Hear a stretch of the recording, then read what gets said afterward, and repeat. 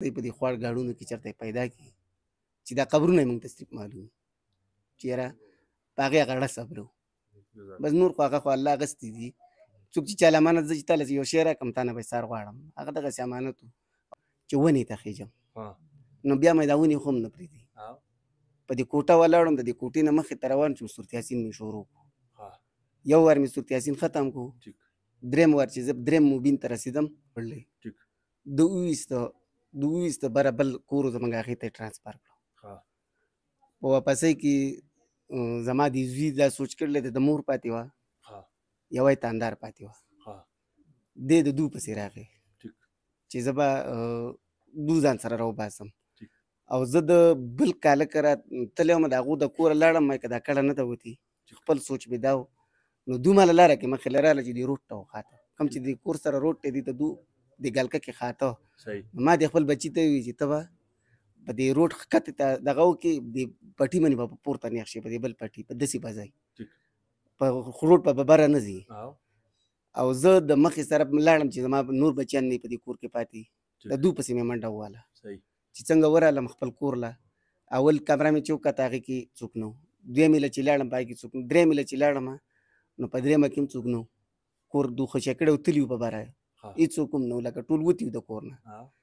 نو زه چې د کوره د کمرې نه را بهر شوم نو اول دویمه کمره چې د خوړ د طرف نه چې کومه دویمه کمره وه نو هغه یې زما خپله را واچوله نو بس دغه کومه دا کوټه چې اوس ماته تاسو بېلدلې ده سامانونه چې پکې پراته دي د دې کوټې نه زه راووتم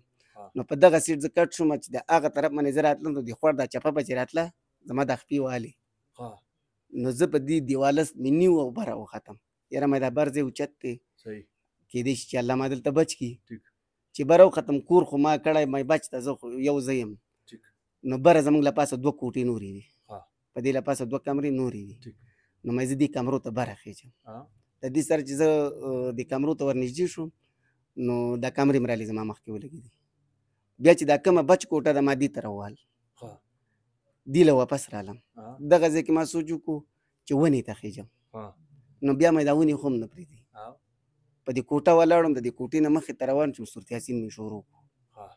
یو وار مې سورت یاسین ختم کړو درېم وار چې زه درېم مبین ته رسېدم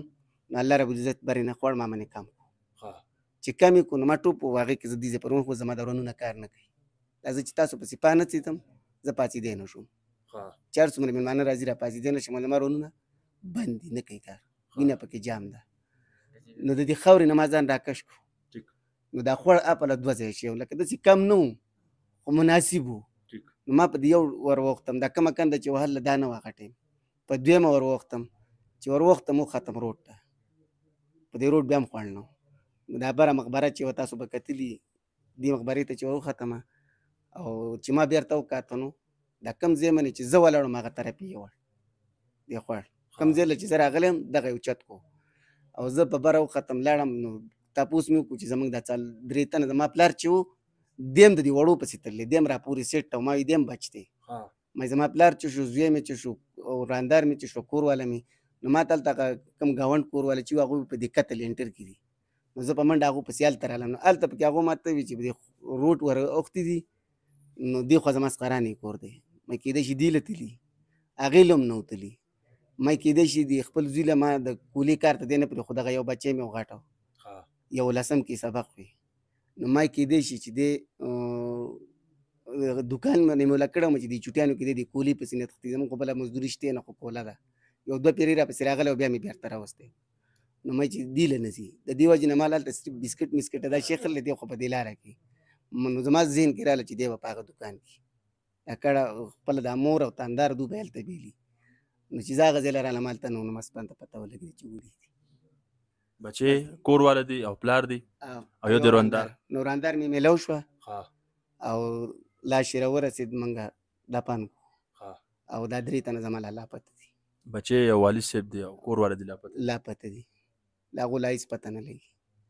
اوس دې الله میلو کړي بس نور د الله امانت و هغو الله اخیستي دي څوک چې چا له امانت ورکړي هغه اخلي خو چې اوس موږ ته میلو شي لاشونه یې موږ ته میلو شي الله دې رحم وکړي زموږ دعاګانې در سره دي دعاګانې کوئ او د څومره مخلوق چیز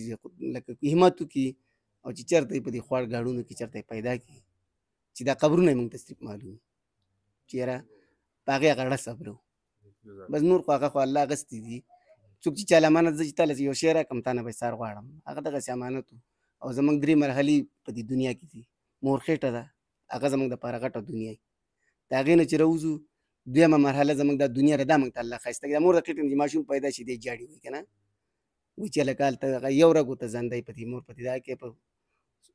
کوم صورت ته مانه اوس هېر شو، دماغ مې پوره کار نه کوي. په هغې کې ویلي په قرآن کې چې یاره هغې نه ورله رزق الله ورکوي. دی د اوبو په ډنډ کې دی، الله یې روغ ساتي. د هغې نه دی راوباسي او بیا دنیا ته راشي. په دې دنیا کې هم دی بیا خوشحاله شي، د دنیا نه یې زړه نه کېږي. اصل زندګي خو زموږ هغه ده، هغه طرف ته به موږ ځو. په دې منې خفګان هغو له خدای شهادت ورکړو. زموږ زړه درد کوي، دا نه ده چې زړه درد نه کوي. هغو له الله شهادت نصیب کړو، هغه زندګي به یې ښایسته شي. موږ له خو درد راغی، خو هغو به روحونه به یې اوس خوشحاله وي. روحونه خو یې تللي که نه، روحونه خو به یې علیم ته تللي، روحونه به یې خوشحاله. خو دا لاشونه خو دا خاوره ده،